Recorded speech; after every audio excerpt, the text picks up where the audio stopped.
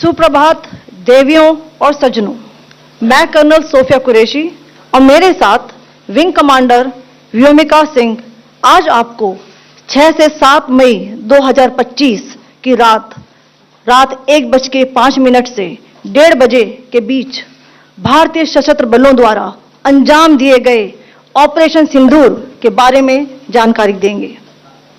Operation सिंदूर 22 अप्रैल को पहलगाम में हुए विभत्स आतंकवादी हमले के शिकार मासूम नागरिकों व उनके परिवारों को न्याय देने के लिए लॉन्च किया गया था। इस कार्रवाई में 9 टेररिस्ट कैंप्स को टारगेट किया गया और पूरी तरह से इसे बर्बाद किया गया। पाकिस्तान में पिछले 3 दशकों से टेरर इंफ्रास्ट्रक्चर का निर्माण हो रहा है।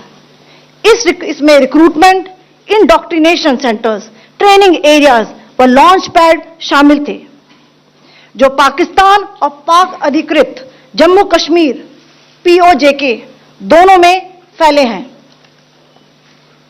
Operation Sindoor was launched by Indian Armed Forces to deliver justice to the victims of Pahalgam terror attack and their families.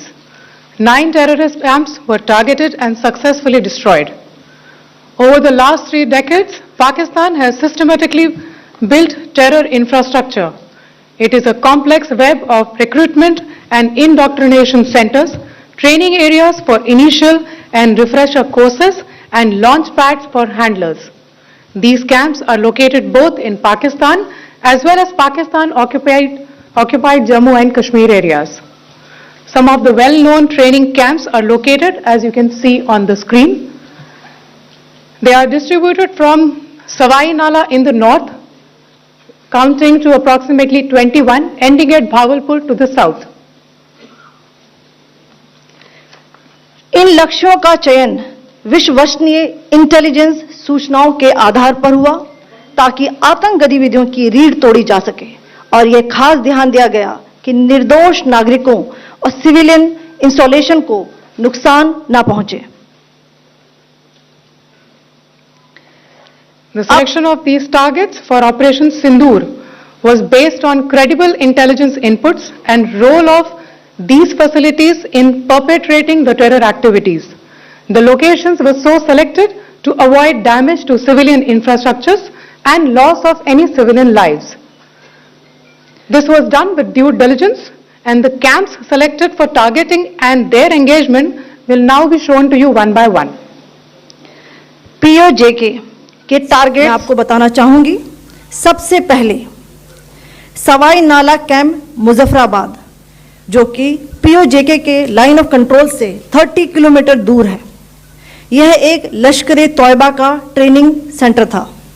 20 अक्टूबर 2024 सोनमर्ग, 24 अक्टूबर 24 गुलमर्ग, 22 अप्रैल 2025 पहलगाम, इन हमलों के आतंकियों ने यहीं से प्रशिक्षण लिया था। सैयदना बिलाल कैंप मुजफ्फराबाद, यह एक जैश ए मोहम्मद का स्टेजिंग एरिया है। यह हथियार, विस्फोटक और जंगल सर्वाइवल ट्रेनिंग का केंद्र भी था। गुलपुर कैंप कोटली, यह LOC से 30 किलोमीटर दूर था। लश्कर-ए-तौयबा का बेस था, जो रजौरी, पुंछ में सक्रिय था। 20 अप्रैल 2023 को पुंछ में और 9 जून 2024 को तीर्थ यात्रियों के बस हमले में यहीं से आतंकी को ट्रेन किया गया था।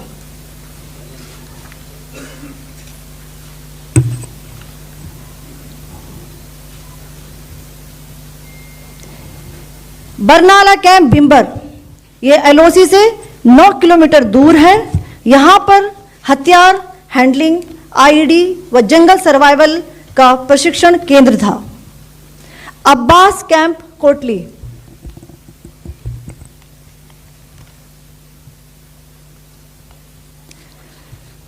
यह LOC से 13 किलोमीटर दूर है। लश्कर-ए-तौयबा का फिदाइन यहां तैयार होता था। इसकी कैपेसिटी 15 टेररिस्ट को ट्रेन करने की थी।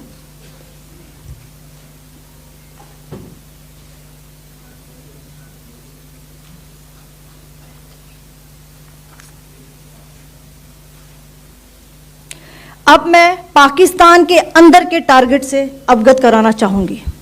पहला, सर्जिकल कैंप सियालकोट। यह अंतर्राष्ट्रीय सीमा से 6 किलोमीटर की दूरी पर है, सांबा कठुआ के सामने।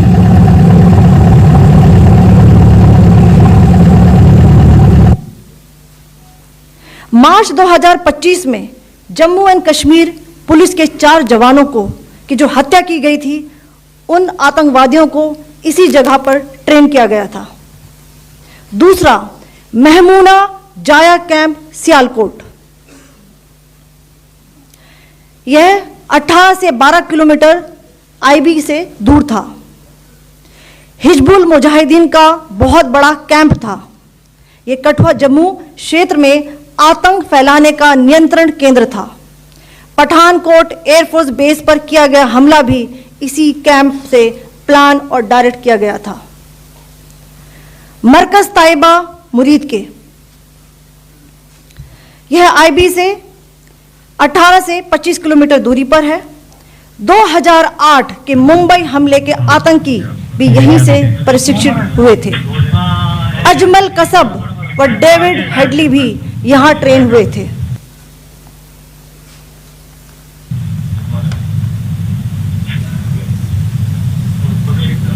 आगे दूसरा आया।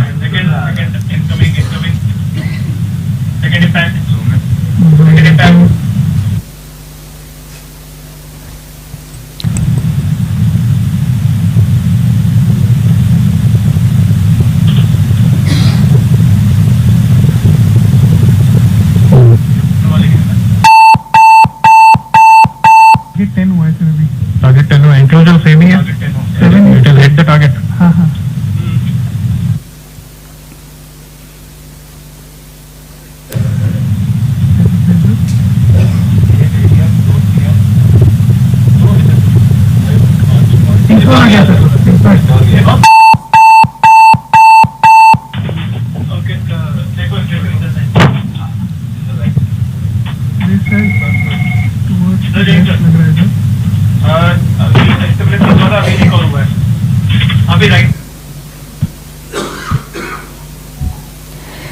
मरकज सुभान अल्लाह भावलपुर, यह इंटरनेशनल बाउंड्री से 100 किलोमीटर दूर है। जैश ए मोहम्मद का मुख्यालय था। यहां पर रिक्रूटमेंट, ट्रेनिंग व इंडॉक्ट्रिनेशन का केंद्र भी था। शीर्ष आतंकी अक्सर यहां आते थे।